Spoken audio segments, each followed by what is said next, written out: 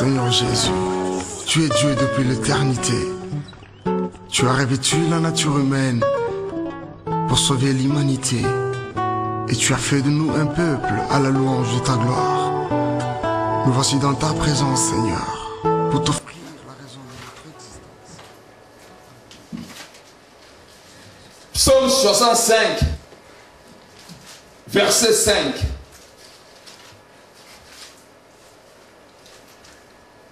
Lelo bien-aimé Seigneur yo chamuka. Tosambela nzambe oya chamukaka. Tosambela nzambe ya malilité. Nzambe ya so chamukaka. Bible dit que moto ezinga et place moto ezali biloko chamukaka. Alléluia. Amen. Nzambe ya chamuka.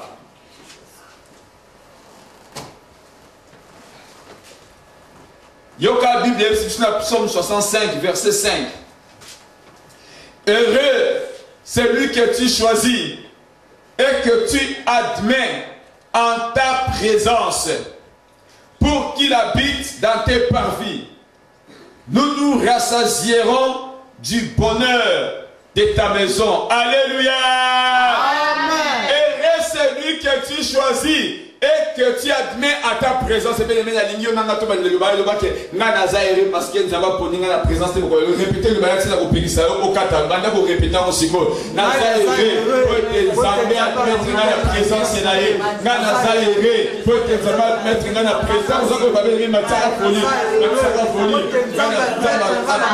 présence nae ngana saere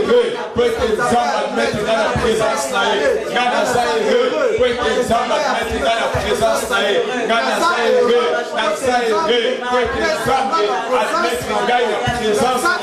ngana saere bonheur zayangai richesse zayangai avenir zayangai espérance zayangai gloire zayangai bénédiction zayangai nazaere pote nzambe na moi admettre ngai la présence nae nzambe tout puissant admettre ngai la présence nae yango ngana saere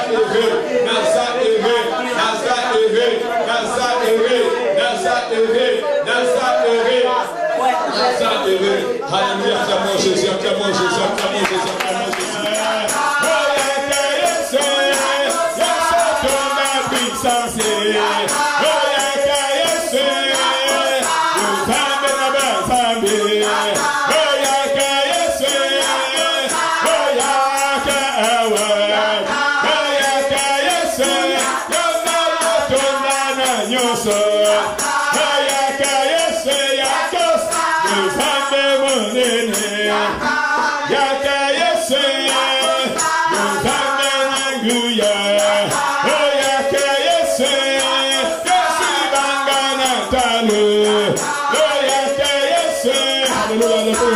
Alléluia, gloire à toi Jésus, gloire à toi le Seigneur des Seigneurs, le Dieu des dieux. Ecco tu mi sai usare momene, ecco quando noi siamo su sanità momene cacaio, osali sabe que tu cara sabe, voilà sabe la personne au tout qui est comme toi Jésus, parmi tous ceux qui se disent de Dieu, qui peut s'égaler à toi, qui peut s'égaler à toi, toi le véritable Dieu Jésus, laisse-moi t'adorer, t'élever, l'amour de Dieu fait tes chers, c'est toi qui dis l'homme est carrié, là où deux ou trois sont réunis à ton nom, Père tu es au milieu d'eux, voilà pourquoi moi je viens te bénir, je bénis ta présence Seigneur Jésus-Christ, parce que toi tu es au milieu des goûts, tu es Emmanuel, tu es parmi nous, il n'y a pas un autre Dieu comme toi, tous ceux-là qui se disent de Dieu, toi-même tu les appelles, ainsi donc mon Dieu pour moi, c'est toi le vrai Dieu, c'est toi le véritable Dieu, c'est toi le tout-puissant, Emmanuel tu es parmi nous, reçois l'honneur, reçois la gloire, reçois la louange,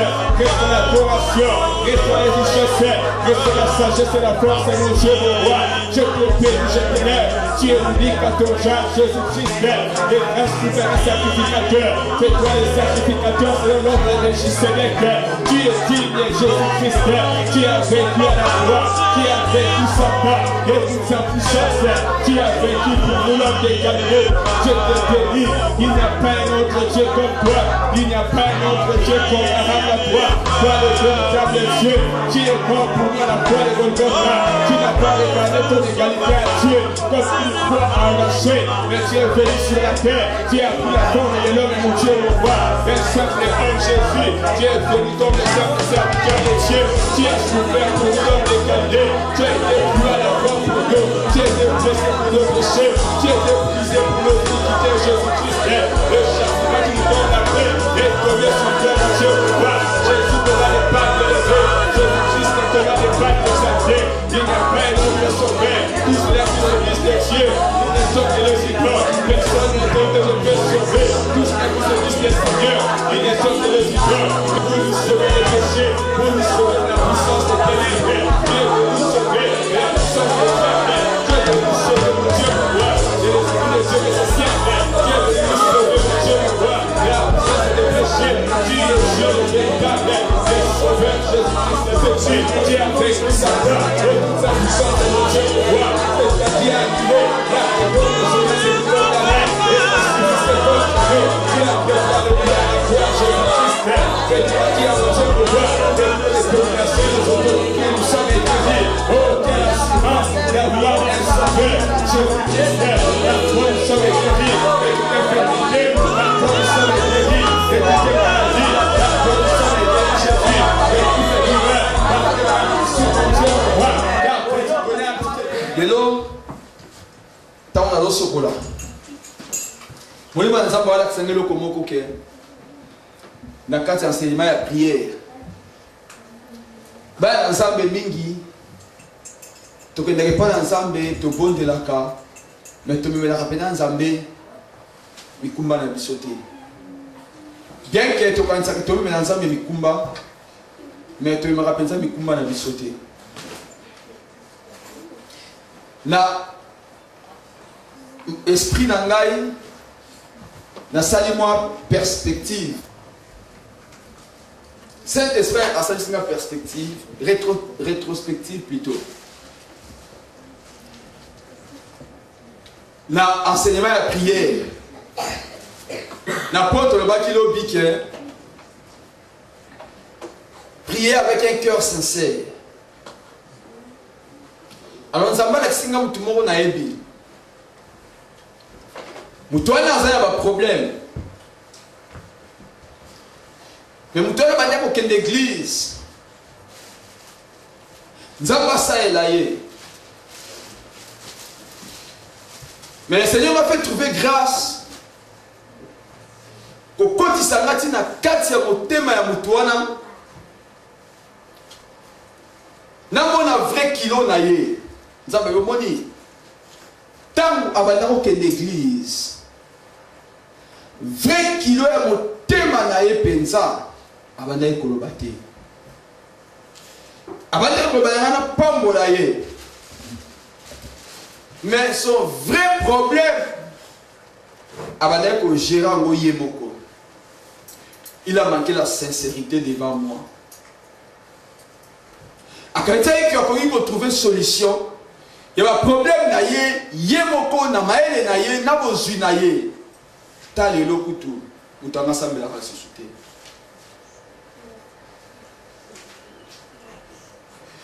Cet esprit convaincant lui soki au tchetembe, soit téléphone bengaye. Sola na yo ko kamakambo ko yipsa en dehors de makambo ko yipsa. Tant na bengi na zote témoin rappeler ngai. Tant rappeler ngai to sololi. Na lobika likamwa muke akosinga ameminga ya. Alors c'est la confirmation. Ya Nzambe. Nzambe bi mutaboye na kusayela endenge nini. Alléluia. Amen. Alléluia. Amen. Ya mo bien aimé tant que ce qui n'est pas dans Nzambe. Même les kamo zo mon eza très facile pour na yo. Le belaka Nzambe. Même à les kamo zo mon que et pas na yo eza facile. On peut résoudre en une seconde. C'est un mot de prière. Yémissa mon Zambé, le ban Zambo et Pisa Makumba. Pour moi, les Yémissa n'a battu ma koufa kaka vélo et tout y est. Sauf là, on tout vélo et tout y est à koufi. Papa a mis dans la mona. Kota Haudeson. Papa a qui riche, société, bon, mais il faut un vélo, il faut un vélo, il faut un vélo, il faut un vélo, il faut un vélo, il faut un vélo, garçon mon occasion à vélo à tout ces papa n'a pas eu de lois dans sa mabélé.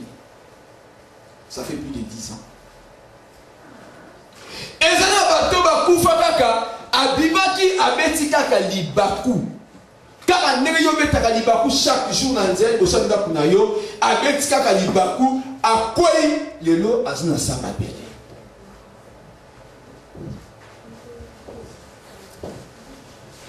Et ça n'a pas tout bakufa kaka ameli mai.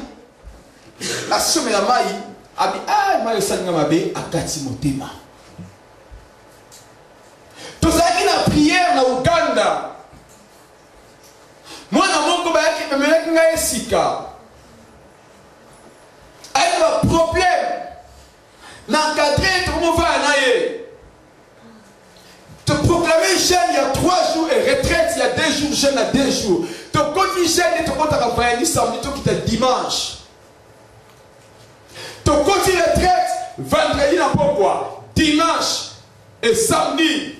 Dimanche, non, nous sommes là-bas, comment tu vas être fatigué, l'état jeune de 3 jours, nous avons dit ma casse, papa n'a pas mot, n'a dit papa m'a pas dit na mutuka, tu es na boulanger, moi tu es maman pas. Toi un mot pour te faire la chaîne. Bah tu vas te faire qui on a, bah so kate ba watermelon, pastèque, bah maman Daniel, bah tu me suis pas ça ba fruits. Que tu voulais après jeune. Moi, je suis un morceau ya watermelon, van melon, pastèque ya mukeboui. Atie na munoko. Na atie kaka na munoko. Ekoti awa ikangami akuei. Bien sûr, tu dis que somba mapa tozoya. Tozo kote na lupangu. To kuti ba tu nyoso bazako kima bazo bima lupangu. Na comprena qui était pourquoi tu nous bazo ya koto na pe na comprena na ngate aucune idée to koti na mukolo ndako tant to koti papa mukolo ndako beninga bi papa bakuk Deborah Koufi nini o aliaki kaka watermelon pastèque on a norvégien to bengi van melon. Tous les mondes si ma Deborah va dire qu'il va être qui m'a toi qui priait. N'a-tu maman Daniel, n'a-tu ma frère Misatou, n'a-tu va ser moko, ceux qui m'y balent na bosani, boya to bonde là. To bonde l'insa me faire trouver grâce Deborah Zongi. Tant Deborah Zongi à l'obilini. Namona kino papa monga mundela papa monga mutu mwindu baso me mangai na komi musika namona bino musika mama ni papa pa tabanga papa namoni papa e mangu ay ko récupérer na maboko ya batu wana tampe na selon cure d'âme ya mwana wana abane ko bimana papa moko ya sango. Papa na sangwa eba ki sangwa na eba ngana mission na mboka la bango kota Aruara sangwa zaki na 30 ans Deborah n'avait que 6 ans abana ko bimana été sangwa futelier ba classe a konisi a supporter famille na bango tant a komi na 12 ans ça là c'est plus 12 ans 42 ans sango a déviagé. Tant comme à 17 ans, ça m'a vu faire balayer. Ça m'a à quel dans le Vatican, ça qui est italien, à boy qui ça m'a fait pas la moine wana. C'est le cure d'âme naïe. Tant que sololi, donc ça qui n'a pas na bango et mobali ya mkolo. Oyo azoka et moi c'est à buta condamna kaina batibilo kwana et puis na kwana so sango. Donc battu balé ba so qui est les aki sango. Nakoko na bonga doki. Yo, tout le monde dit que pasteur qui me donne pasteur kamuki. Mais bien les invité na vie na yo. Makamuni yo zomonate. On salamaka contre bon na yo. Ya montagne tozo ya prière. Tozo sepelisa bakouk, na zo pete pona sepelisa bino, tozo te poto mona ra sal kitoko, mais toi va ki toi na problème moko auto monaka te, on nzambe kaka monaka, tango tozo bondela, nzambe a coupé sa solution. Amen.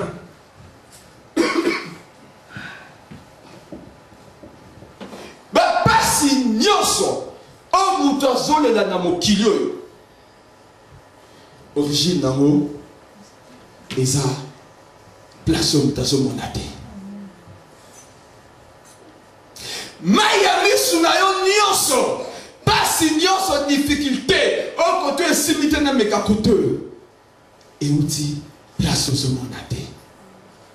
Osko nzambe a fait trouver biso grâce, abengi biso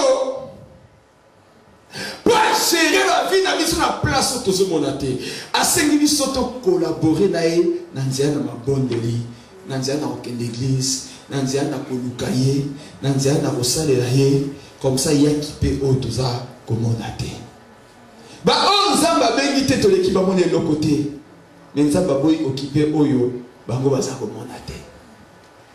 Nakina message mo fait tellement côté angolobi. Na zone na message mo na ko préparer na 5 préparation na côté na côté ya ngolelo. C'est na makambo Saint-Esprit mi ngasiko.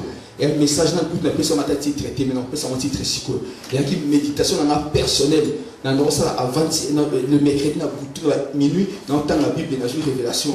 Na ben en terme comme ça mais c'est on a zo parce que Saint-Esprit connu. Faut noter. Faut la Bible dans Genèse chapitre 1.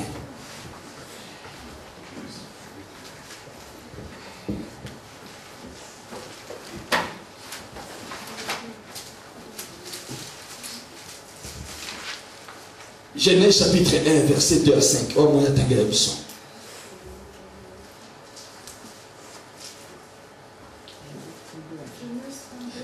Genèse chapitre 1, verset 2 à 5.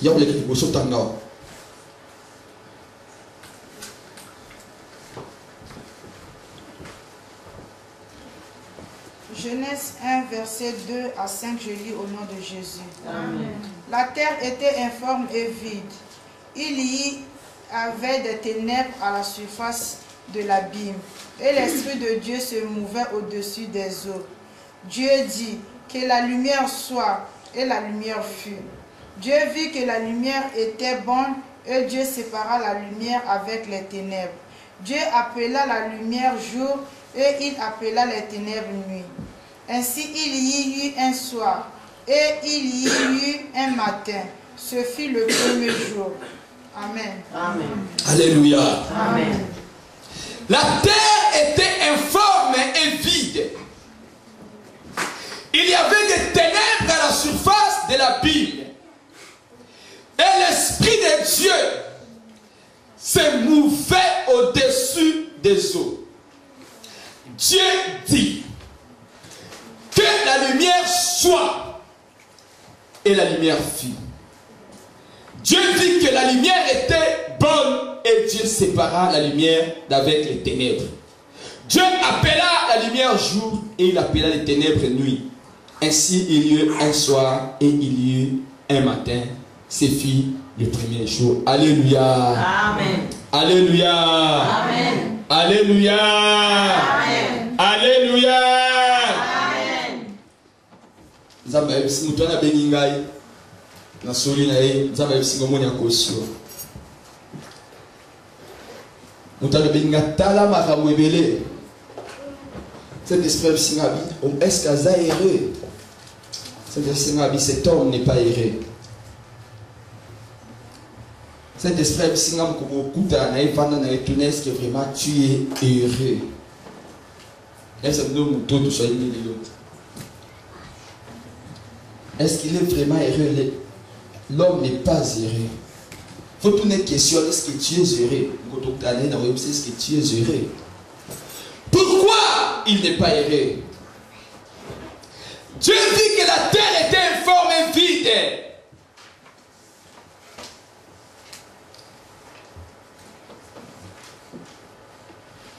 Dieu dit que la lumière était bonne. Et Dieu sépara la lumière d'avec les ténèbres. Alléluia. Amen. Alléluia. Amen. Tu as notre ténèbres présent. Là, il dit que les ténèbres étaient quoi? Les ténèbres, il y avait les ténèbres à la surface de l'abîme. Alléluia. Amen. Mon lili, et ça qui lit à la surface, il y a abîme. Alléluia. Amen. Vous avez révélation, ça m'a personne dans le temps de couloir. Non, mais il faut se battre dans le kilo.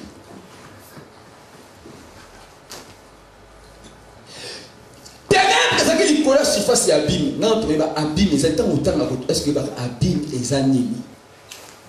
Alléluia. Amen. Na continue à dictionnaire dans le cas abîme. Ça veut dire que vous faites abîme. Tu vois que tu lié à démon, tu vois qu'il va y avoir un abîme sans fond. Tu lié à démon, tu vois qu'il va y avoir un abîme. Le fond un abîme et ça a nini. La formule du dictionnaire. La continue à dictionnaire. Abîme, c'est un dictionnaire français. Abîme, c'est le gouffre. C'est une fosse sans fin. Abîme est une image. Dictionnaire dit est une image, il y a désastre. Oui, oui, désastre. Là où il y a les désastres, là où il y a donc ruine, destruction totale.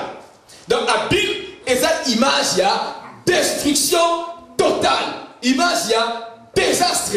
Image, il y a ce qui est ruiné. Il y a où il ne peut pas n'endenga pour sakanate. Alléluia. Amen. Si vous avez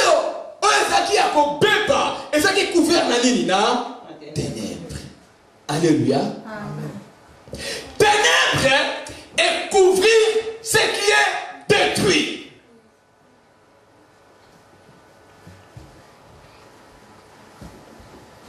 Alléluia.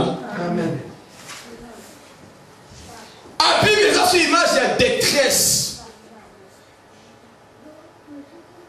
Donc, détresse, ruine, désastre, gouffre, destruction exagérée. Parce que Bible fait mission que la terre était informe et vide et il y avait les ténèbres à la surface de l'abîme. Alléluia. Amen. Donc avant que Nzamba soit là, avant que la mokili yo, Bible dit que désastre moko boye ezalaki, destruction moko boye ezalaki, ruine moko boye ezalaki. Siko ruine wana, destruction wana ezalaki couvert na ténèbres. Or, quand la Bible parle des ténèbres, elle a mis son ami Satan. Alléluia. Amen. Satan n'est pas ténèbres, Nzambazali lumière. Or, Bible dit, les voleurs ne viennent que pour dérober, égorger et détruire. Diable, tant que la vie à moto, ce qu'on a détruire, à ruiner, ce qu'on a couvrir, yona, ténèbres. Avant que nous tuions Nzambé, tous ceux qui n'ont qu'un diable, alléluia. Amen. Donc le diable avait détruit nos vies et puis a couvrir les zones à ténèbres.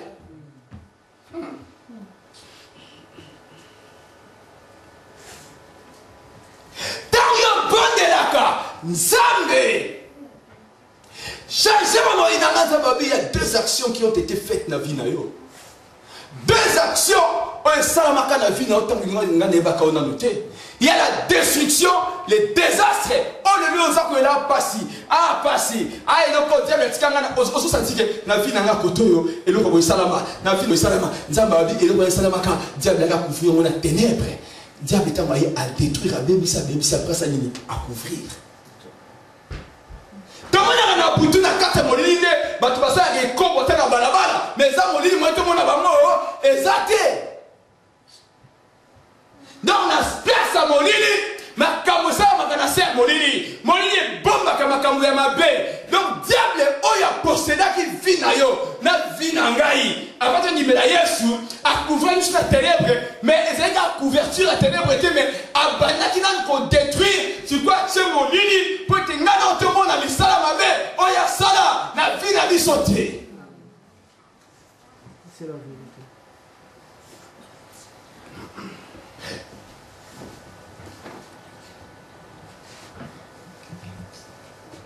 Mais quand il y a un Nzamba Salaki,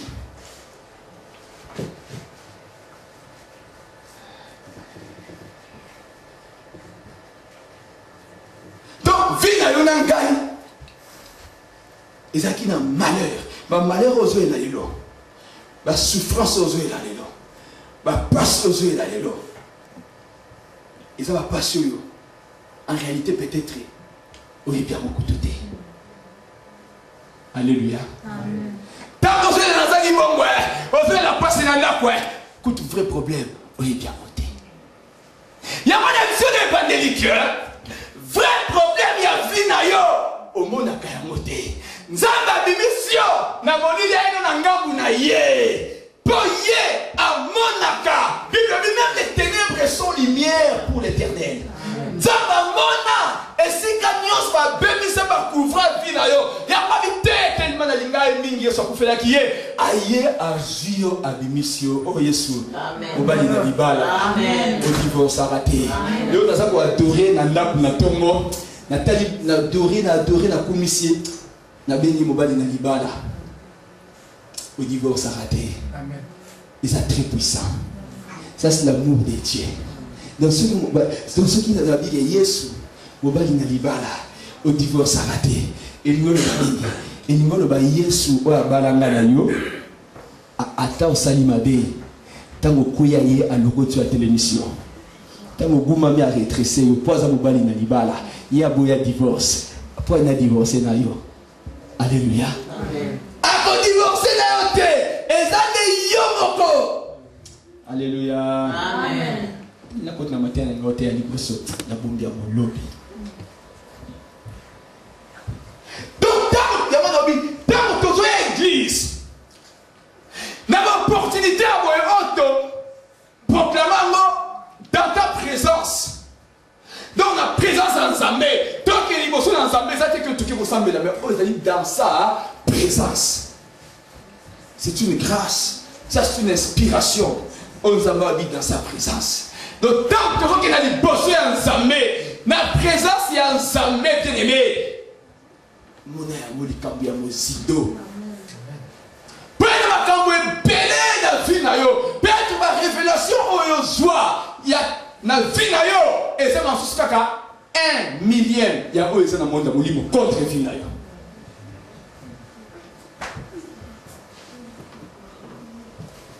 Tant que vivre peut-être 30 ans. Oui, masusu ko ndimela nzambe na 25 ans. Oui, masusu ko ndimela nzambe na 30 ans.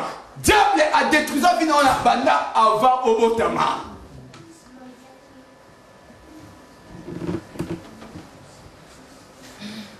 Avant même ma parole na Obotama. Avant même ma coco na Obotama. Diable a kamaki kokolo na yo. Asala qui est ma bé. Abi makila na yo ko na sima na onyo so ba komona pasi yo. Makambo zokanisa que solution est facile.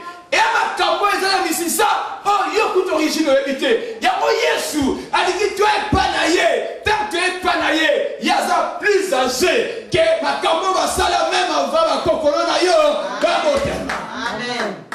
Grand frère wa bunde la rabiso. Amen. Et puis on ça grand frère mutamakasi na famille hein.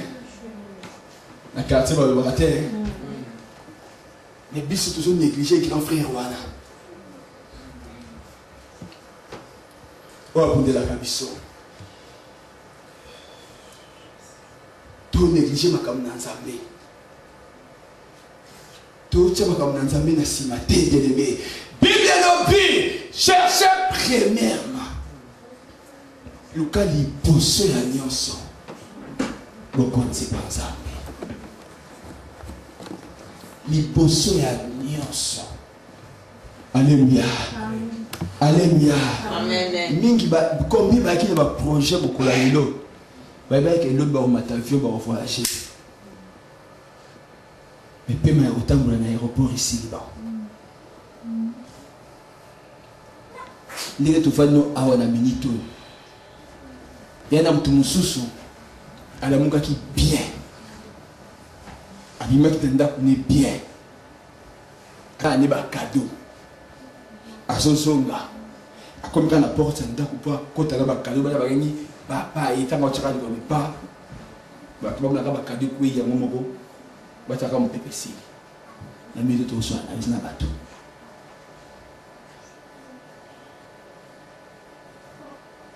Les minutes sont là où bazo bala. Les minutes sont non là où on va mon téléphone, bazo proposer on va fiançailles. Les minutes on tu vendre là où na ngonga oyo bazo sida. Les minutes tu là où na ngonga ba ko millionnaire. Et là oyo na ngonga oyo parce na monde ténèbres aussi ba pacte. Et ça oh pe na ngonga ba hotel mais comme na yo bazali.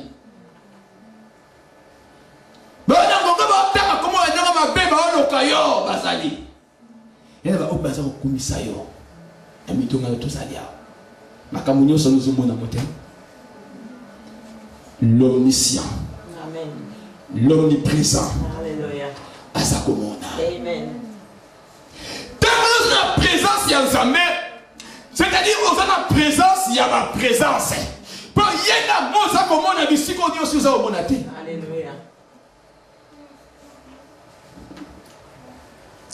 Jamais, tant que ça vous qu'il a diable aïe, a cette destruction. Les diables a cette destruction de la vie à moto. Bible dit, la terre était informe et vide. Il y avait des ténèbres à la surface de la Bible. Mais regarde, François. Et l'Esprit de Dieu s'est mouvé au-dessus des eaux. Alléluia. Amen. Acclamons le Seigneur.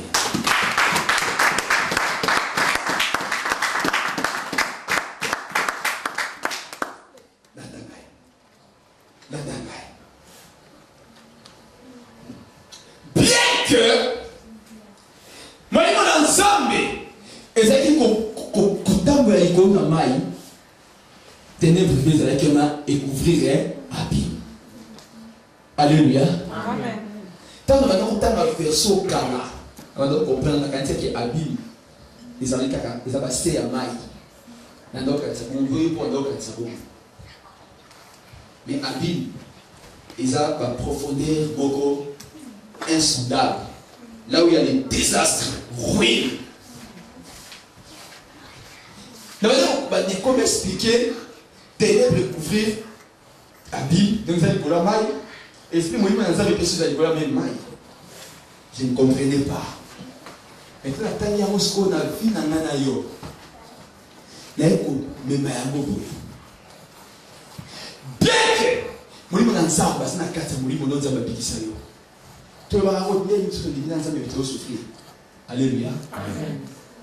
Est-ce que nzamba sina biso to nga na ba chrétien ba nga nzamba ngate so nzamba za nga na souffrir. Mais là car on a mon qui informe et vide, ténèbres et couvrir abîme, molimo nzambe au-dessus des eaux. Alléluia. Amen. Alléluia. Amen. Mais molimo nzambe akoka ki kosala eloko moko pe par lui-même. Molimo nzambe azaki na yo. O nzambe azana nga penza, po na omona pasu nzambe azana yo mais diable a ruiné la vie na yo mingi. A couvrir la ténèbres. Alléluia. Amen. Destruction de la vie na yo. Et elle dit, oh le diable qui a détruit, pas couvrir. Aveuglé, on dit diable aveuglé, bah dans ça, bah c'est ténèbres, on va dans ça, moi dans ça, bah mon appel, bah vrai passé na bango, exaté. Moi, on a vraie difficulté na penza, origine, problème na nga penza ezanini. Mutamo na moté, mutamo na ba symptôme. Il n'y a pas si naïe. Angaye, parce que nous connaissons Angaye passe les cabos de Guinée. Mais vrai problème. Au sommet. Alléluia. akono ba nzambe azana ngaite bien aimé nzambe azana yo lokwa ko Saint-Esprit molimo na nzambe aza kotango likona mai aza wana likona mai mais ténèbres ezalaki wana destruction batamaki molimo na nzambe ezalaki wana mais réponse ya nzambe na ténèbres ezalaki nini ezalaki molimo te yoka réponse à nzambe. Dieu dit dans verset 3 que la lumière soit et la lumière fut. Alléluia. Amen. Réponse à nzambe na ténèbres ezalaki nini que la lumière soit. Que la lumière soit et la lumière fut. Mouille pela. Alléluia. Amen. Alléluia. Amen. Et Dieu vit que la lumière était bonne et Dieu séparait la lumière d'avec les ténèbres. Alléluia. Amen. Alléluia. Amen. Bien-aimé, tu as besoin de lumière dans ta vie.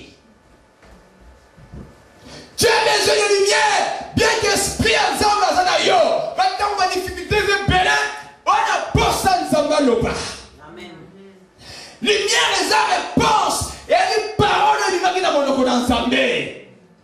Tu as besoin de la parole de Dieu. Or, la parole, c'est Christ et Jésus. Jésus le dit, je suis la lumière des hommes. Je suis la lumière des vies. Je suis la lumière qui éclaire les ténèbres. Tu as besoin de la lumière. Tu as besoin de la parole. Jésus-Christ, bona, ma ténèbres et kabouane dans mon vie. Alléluia. Amen. Nous avons piqué la lumière. Soit, Dieu a donné une parole. Alléluia. Amen. La parole. La parole. Diable a défendu ensemble la vie. Oui bien. Mais parce que ensemble, il y a un colo et diable. En évangélité. Dans mon lobby, lumière est. Dans la lumière est batoya. Ténèbres bado salini. Il va de kima. Ténèbres bado kima. Ténèbres bado kima. Voilà pourquoi on a posé la présence en Zambé. Parce que la présence en Zambé, lumière des années. La présence en Zambé, mouinda, oh, et le ténèbre résiste à mater. Tant que la présence en Zambé, bien aimé. Tant que ça, qu'on a Zambé, Mikolonioso. Dans la vie, na biso. Na banda, na biso. Tout ça, qu'on a la présence en Zambé, bien aimé. Et ça, place au ténèbre, ça, pour qui m'a bien aimé. Ténèbre, ça, pour qui m'a. Ça ne suffit pas. On va regarder Zambé, ça, il s'est mal premier, mais si la personne n'a pas mouru, et puis, va, na yo, ok, non, la présence en Zambé, tété. Zambé, oh, ça, est tout puissant. Avant abanako ke la biloko ya mokili alongola kina nous ténèbres atie lumière après le soir bien aller siko banzete salama biloko boye salama donc nzambe akobana okela ko kitisa makamoli na vie na yo akobana ba ko ya ténèbres apesi lumière siko na kati ya lumière nde siko abandi mbongo ya ale babale ya ale komota ya ale venir ya à la stabilité. Ce qui n'a pas quitté lumière, la vie d'ailleurs, bien aimé, oh, il pas mon et voyate. Oh, et Seigneur, il faut se présenter. Et pas il y a, pas le but, venez à moi. Je suis la lumière du monde, c'est lui qui me suit. Ne marchera pas dans le ténèbres.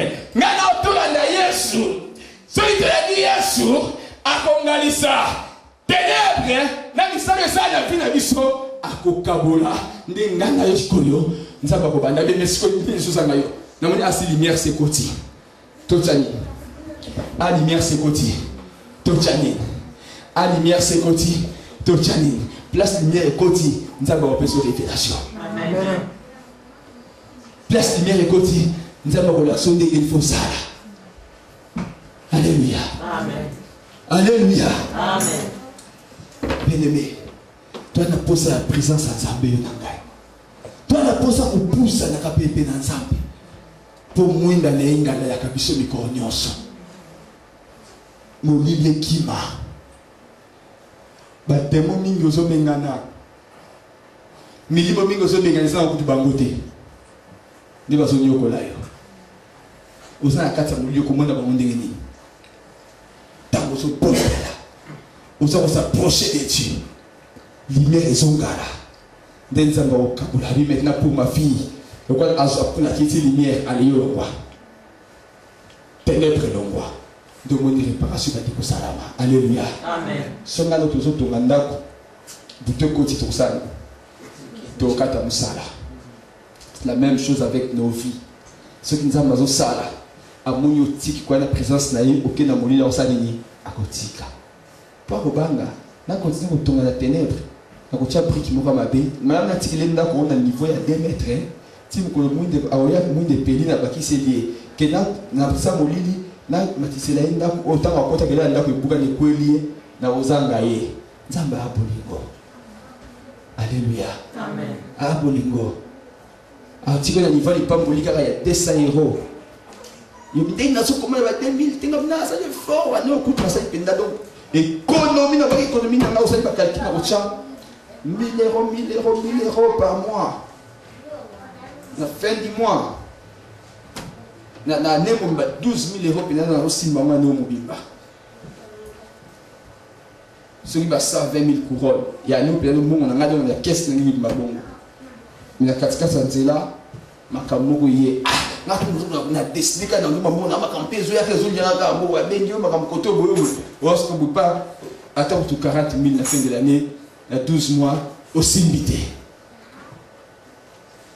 Calcul au salaki. Pour la ligne. Non, comme dans le niveau à 120 000 €, il y a 12 000 €, il y a habité aux ânes à Molili. Mon Molili des Oya, ils ont détruire. Alléluia. Amen. Au moins, on a un mot facile, comme ça l'économie. On va envoyer un mot qui est dans papier pour bandir pour bomba, nous aussi ça a terre. Malgré que nous en sommes à Sanza Yoko. Que dans cette année, il faut ça nous allons péter. Yo big bat mutungisi te. Ils ont ma cambo ils ont tout ça yo o yo monité. Les projets de l'homme sont vains. Ce sont les destins de l'Éternel qui s'accomplissent. Alléluia. Amen. Donc c'est ngana yo. Tout ça va projet na biso na Nzambe. Tout ça sa vie na biso na Nzambe. Tout ça va calcul na biso na Nzambe. Ya on dit ça qui yo a les bandits. Ata makambo mona keza mike uliburuku usala lubabe ya la prière. Alléluia. Amen. Alléluia. Amen. Alléluia. Amen. Ngano tukitoponde la. Yo sengeni ngano toponde la. L'air na ceci. Toponde la. Toko adorer ka Nzambe. Tozora temps, tu adorer ka Nzambe moi moké. Comme des autres répétés, si tu as adoré, ça ne va pas découvrir toi qui as faim. Tu as adoré, tu as adoré, l'obédé, tu as dit avant, pour la posa, tu as de la mingi. Tu as bébélé. Alléluia. Amen. Tu as adoré, moi, tu as adoré, ok.